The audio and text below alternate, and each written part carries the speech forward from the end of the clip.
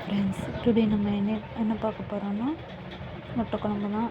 இதுக்கு தேவையான பொருள் என்னென்ன பார்த்தோம்னா வெங்காயம், தக்காளி, பச்சை மிளகா இதெல்லாம் நறுக்கி வச்சுக்கணும்.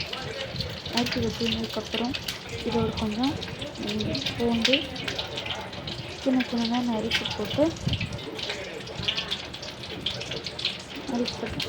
இஞ்சி இது எல்லாத்தையும் சேர்த்து அரைச்சி வச்சுக்கணும். அரைக்கிற கேப்பில் முட்டையை நல்லா எண்ணெயை ஊற்றி ஒரு கடாயில் எண்ணெயை ஊற்றி நல்லா வச்சுக்கணும்.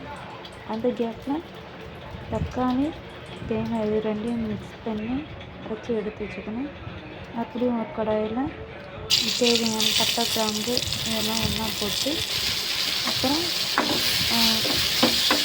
வெங்காயம், பச்சை மிளகாய் ரெண்டையும் ஒன்றா போட்டு நல்லா வதக்கிக்கணும்.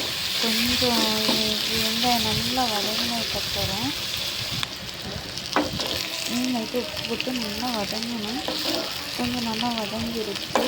இந்த வதங்கின கேப்பில் நான் என்ன பண்ணேன்னா இஞ்சி பூண்டு அரைச்சி போட்டுருந்தேன்.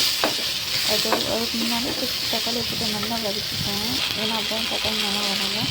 அதுக்கப்புறம் இஞ்சி பூண்டு பேஸ்ட்டு போட்டு தேவையான இஞ்சி பூண்டு பேஸ்ட் போட்டு நல்லா வதக்கிக்கணும். ஏன்னா அப்போ தான் அந்த இஞ்சி பூண்டு வாசனை போகிற அளவுக்கு நல்லா வதக்கணும். அதனால பச்சை வாடை அடிக்கும். அதுக்கு அந்த மாதிரி நல்லா வதங்கிடுச்சு. அது கொஞ்சம் நேரம் அப்படியே இருக்கட்டும். அந்த கேஸில் நமக்கு தேவையான மஞ்சத்தூள், மிளகாத்தூள், வீட்டு போடுற மசாலா எனக்கு எல்லாமே நாங்கள் வீட்டில் அரைச்சி மசாலா தான். உங்களுக்கு வேணால் நீங்கள் கடையில் கூட வாங்கி போட்டுக்கோங்க. இதோட நம்ம தேங்காயும் தக்காளியும் அரைச்சி வச்ச விழுதையும் கொஞ்சம் எடுத்து வச்சுக்கணும். இது நல்லா ஊற்றி நல்லா ஒரு கொதி ஏன்னா அதுக்கு முன்னாடி முட்டையும் போட்டுருவோம்னா அதனால முட்டையை போட்டு நல்லா கொதித்து வந்ததுக்கப்புறம் சாப்பாடு ஊற்றி சாப்பிட்டா செம்ம டேஸ்ட்டாக